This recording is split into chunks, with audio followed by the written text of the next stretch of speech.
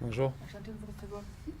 J'aimerais savoir d'abord qui vous êtes, est-ce qu'on peut vous présenter et aussi dans quel cadre vous intervenez. Donc, je m'appelle Florian Champoux. Je suis associé et cofondateur de Terre au Ciel, qui est une SCOP, donc une société coopérative basée à Toulouse, qui travaille sur la thématique de l'agriculture urbaine. Et plus précisément, selon deux pôles d'activité. Le premier pôle qui est un pôle aménagement et accompagnement, où on aménage beaucoup d'espaces comestibles en ville, et plus particulièrement dans l'habitat collectif et en entreprise.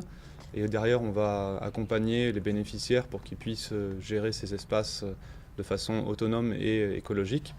Et un autre pôle d'activité qui est le bureau d'études, où là, on travaille sur des études souvent en amont de construction pour intégrer le comestible au bâtiment, que ce soit sur le bâtiment, à l'intérieur du bâtiment ou à proximité immédiate de ce bâtiment.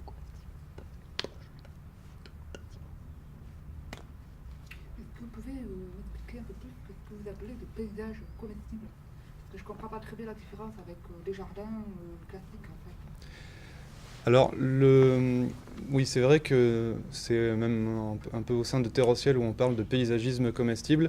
Et ça, c'est propre à nous. On fait le distinguo entre le paysagisme comestible et les jardins partagés, dans le sens où, pour nous, le paysagisme comestible consiste à aménager des espaces verts collectifs en mettant au premier plan le comestible, mais sans demander aux, aux utilisateurs, aux bénéficiaires, aux riverains d'entretenir quotidiennement ces espaces-là.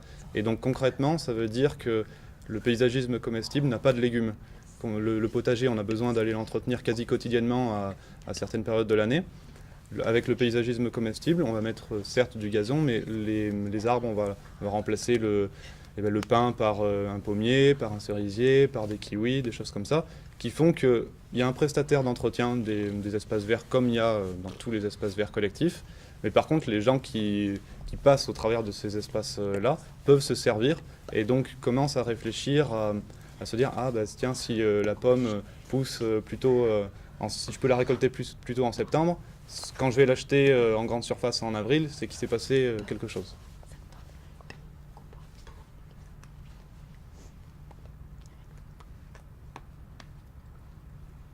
D'accord. Et est-ce que vous pouvez dire quelles sont vos motivations personnelles? Pourquoi vous êtes intéressé à l'agriculture urbaine, à ces paysages comestibles, etc. D'où vous vient la motivation? Alors de formation, je suis ingénieur agronome, donc déjà l'agriculture m'intéresse depuis longtemps. Et après, comme je pense un peu comme tout le monde et en particulier comme tous les agronomes, j'ai remarqué qu'il y avait une cassure terrible entre le consommateur, qui est en grande majorité citadin, et le producteur, l'agriculteur. Et donc m'est venu l'intérêt de l'agriculture urbaine en me disant en fait l'agriculture urbaine c'est la solution, une des solutions tout du moins, qui permet de faire le lien entre ce producteur et le consommateur. Est-ce que vous pouvez me donner vos impressions sur ce colloque? Eh ben, je trouve que enfin, pour être tout à fait franc, je suis assez impressionné parce que je vois qu'il y a beaucoup de monde qui est venu, des gens qu'on connaît du réseau de l'agriculture urbaine, des gens qu'on connaît moins. Mais en tout cas, c'est vrai que ça intéresse. Je suis agréablement surpris parce que ce genre d'événement en France s'organise quand même plutôt à Paris. La partie sud, on est un peu en retard là-dessus. Et c'est vrai que visiblement ça a intéressé, donc je suis surpris positivement.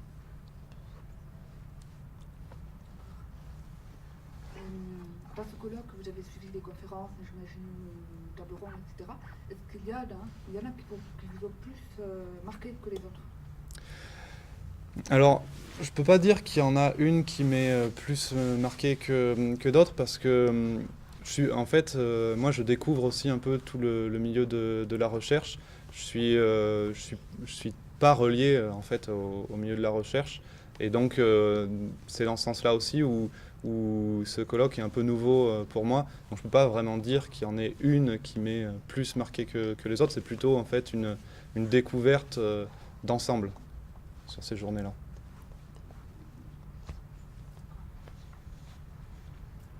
Est-ce que vous pouvez maintenant présenter dans le cadre de votre association deux projets ou expériences que vous êtes en train de réaliser à ce moment et qui sont le plus représentatives en fait de votre action? Alors, on a un nouveau projet que j'aime bien, qui est sur la partie plus bureau d'études, où c'est une collectivité à l'ouest parisien, la commune de Bougival exactement, qui a fait appel à nous parce qu'ils ont 2 terrains de foot, dont un qui ne sert plus depuis plusieurs années. Et donc le maire a voulu réhabiliter en fait ce terrain de foot en exploitation permacole.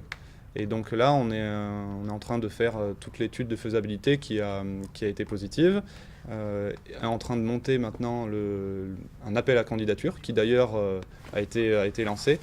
Et on va éplucher les candidatures pour proposer un porteur de projet qui gérera ensuite cet espace-là, donc cet ancien terrain de foot, pour y proposer des légumes, des fruits à la commune, aux habitants, et faire le lien ensuite au quotidien sur cet espace-là.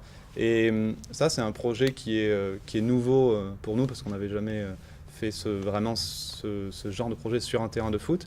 Mais on se dit par contre que ça peut être quelque chose qui peut se multiplier. Donc celui-là, c'est vrai que je l'apprécie particulièrement. Et après, alors il y en a un autre qui est certainement le plus communicant, qui est la tour maraîchère de Romainville, donc toujours en banlieue parisienne. C'est en fait la construction d'une ferme urbaine verticale qui fera à peu près 6 étages. Alors là, on est dans une équipe de maîtrise d'œuvre avec bien sûr des architectes, des bureaux d'études, et nous plus sur le modèle technico-économique. L'objectif étant qu'il y ait 2 maraîchers qui vivent de cette exploitation. Et ce qui est intéressant sur ce projet-là, c'est que au-delà de l'aspect très communicant qui peut en dégager, c'est le fait que la maîtrise d'ouvrage, qui est donc un OPH, le bailleur social de la ville, souhaite que cette tour, que cet édifice soit vraiment inclus dans le quartier, dans la cité, et que la production bénéficie directement aux habitants du quartier. Et donc en fait, pour nous, c'est intéressant parce que on n'utilise pas simplement un espace en ville en y mettant beaucoup d'argent, tandis qu'on aurait pu faire la même chose avec beaucoup plus d'espace en périurbain. Mais là, il y a un aspect social très fort où on va essayer de sensibiliser les urbains. Et c'est ce que je vous disais au début, c'est la façon dont on voit l'agriculture urbaine à terre au ciel, qui est au-delà de nourrir la ville, qui est plus un mode de pédagogie pour les citadins et les rattacher, les relier aux producteurs qui sont en vérité, eux, ruraux ou périurbains.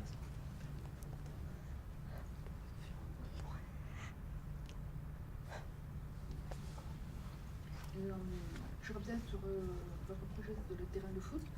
Est-ce que vous pouvez m'expliquer pourquoi c'est spécifique de réaménager un terrain de foot? Quelle est la différence avec un terrain classique que l'on peut trouver dans les campagnes? La première différence, c'est qu'il est petit, ce terrain. Une exploitation maraîchère lambda ne vit pas sur une surface qui est en fait inférieure à 1 hectare. Donc ça, c'est la première différence fondamentale. Il faut arriver à trouver d'autres modes pour rentabiliser une exploitation qui est sur moins d'un hectare. C'est pas simple. Et après, d'un point de vue technique, eh ben, il faut regarder la pollution, principalement. C'est là-dessus où on se heurte à des problèmes, parce que le terrain de foot, avec de l'herbe qui est entretenue pour être parfaite, eh ben, il y a des sources de pollution qui peuvent être importantes, et donc il faut faire attention à ce que, les produits qui vont être issus de cet espace-là soient propres à la consommation. Ça veut dire qu'avant, il faut préparer le terrain de foot pour enlever les contaminants de ce terrain. Il faut en tout cas vérifier qu'il n'y en ait pas. Et en effet, s'il y a des polluants qui dépassent les seuils acceptables, dans ce cas, il faut voir si économiquement le maître d'ouvrage, donc la collectivité, souhaite mettre l'argent pour certainement excaver une partie du terrain et le remplacer par de la terre, du compost qui soit propre. D'accord, ok. Donc maintenant, est-ce que vous avez vous des idées sur comment on peut se projeter sur l'agriculture urbaine dans le futur? Quels sont, à votre avis, les projets qui devraient être faits et comment cela va s'organiser? Alors je pense qu'il y a presque deux agricultures urbaines différentes dans les pays en voie de développement et dans les pays développés. Moi, le projet que je préfère, c'est un projet que j'ai visité en Colombie, dans un quartier très défavorisé de la banlieue de Bogota, qui s'appelle Soacha, où là, c'est vraiment une fondation qui propose d'aménager des toits qui sont en tôle, à base de bouteilles de plastique recyclées, qui récupèrent dans la rue, et où les gens qui habitent sous ces toits vont consommer leur production à hauteur de 30% et revendre le reste à hauteur de 70%. Donc il y a un double avantage. C'est des gens qui sont quand même en malnutrition, donc ils peuvent se servir directement de la consommation, mais aussi ils ont une source de revenus. Ce type de projet-là, au-delà du fait qu'en plus il est écologique parce qu'il récupère la matière plastique qui ne sera jamais recyclée, il est pas possible dans nos pays parce que même les gens qui sont en faible revenu, à quelques exceptions près, n'ont pas de problème pour aller s'acheter de la nourriture en grande surface. Et partant de ce principe, on ne peut pas imaginer quelque chose du même type. Maintenant, il y a plusieurs choses. Les projets qu'on voit dans nos pays, souvent, c'est des projets très communicants qui coûtent très cher et où on se demande quel intérêt réel il y a à part faire le buzz pour une entreprise presque. Moi je pense que dans une certaine mesure, il y a un intérêt parce que ce que je constate, c'est que de plus en plus, le grand public est intéressé par ces thématiques-là. Et à mon avis, s'ils sont intéressés par ce qui est de l'agriculture biologique, grosso modo, locale, de saison, c'est parce que ça passe dans les grands médias. Et si ça passe dans les grands médias, c'est aussi parce qu'il y a des projets qui font le buzz. Donc je pense qu'il faut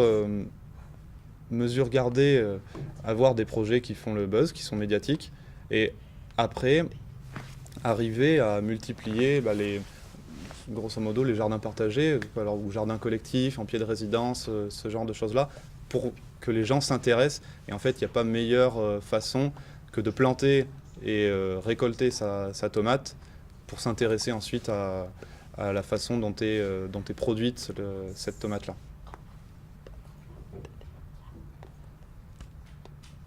Donc ça veut dire que dans le cadre, ici en France par exemple, ça serait plus sur la sensibilisation, l'information et voir la formation des personnes citoyennes. Mais complètement. On ne fera pas en France une agriculture urbaine qui rendra les villes autonomes. À mon avis, c'est de la pure fantaisie. C'est pas possible d'imaginer de voir pousser des champs de blé de 50 hectares sur les toits des villes. On n'imagine pas non plus avoir des vaches sur les toits des villes. La campagne, on en a besoin, elle existera dans 50 ans. Et on ne pourra pas la remplacer, ou en tout cas, si on la remplace, ce sera certainement pas très joli. Donc il ne faut pas penser l'agriculture urbaine comme quelque chose qui qui nous rendra autosuffisants. Il faut penser l'agriculture urbaine comme quelque chose, en effet, qui soit pédagogique et qui fasse qu'on ne traite plus quelqu'un de paysan avec une connotation négative. Il faut au contraire rendre à César ce qui appartient à César, c'est-à-dire le fait que c'est les paysans qui nous nourrissent.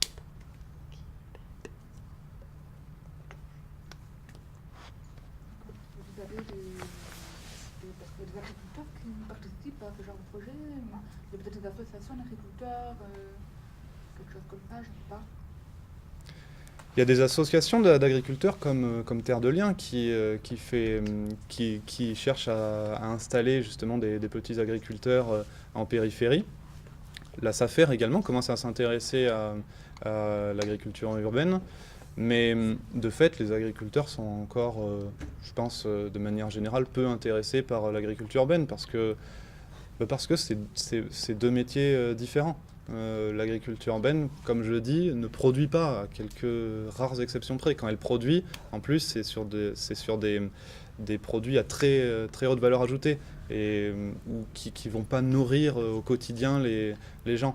Donc, je pense que de manière générale, les agriculteurs sont encore déconnectés de l'agriculture urbaine, qui voient comme quelque chose de rigolo, de fantasque, mais qui ne représente pas la vraie agriculture. À mon avis, c'est amené à changer, j'espère en tout cas, qu'ils vont le voir aussi comme la façon dont moi je le vois, quelque chose qui fasse le lien entre les consommateurs et eux, qui sont les vrais producteurs.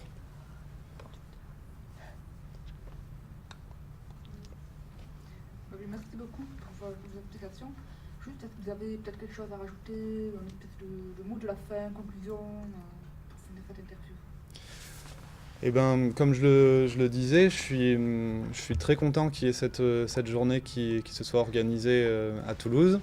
Ça change et en tant que Toulousain, ça fait plaisir. Maintenant, je pense aussi qu'il y a intérêt à... On voit que l'agriculture urbaine prend de plus en plus de place dans le débat public. Je pense aussi que c'est pour ça que cette journée-là est une réussite. Mais là, c'est pas forcément facile, mais je pense qu'il y a intérêt à arriver à créer des synergies entre les différents acteurs qui fédèrent les projets d'agriculture urbaine, parce que depuis peu, j'ai l'impression que sur les 2 derniers mois, il y a déjà eu trois événements qui ont été organisés en France et qui se veulent national ou international, à Paris, à Lyon et à Toulouse. Et donc, c'est aussi un peu dommage de voir que ça se disperse et que je pense qu'il y a un risque aussi pour le grand public qui ne sache plus trop qui est quoi. Donc voilà, c'est aussi peut-être... c'est normal parce que vraiment on en est au début de l'agriculture urbaine qui était à Paris, qui est en train de venir en province et donc tout est en train de naître, mais ça montre aussi qu'il y a une nécessité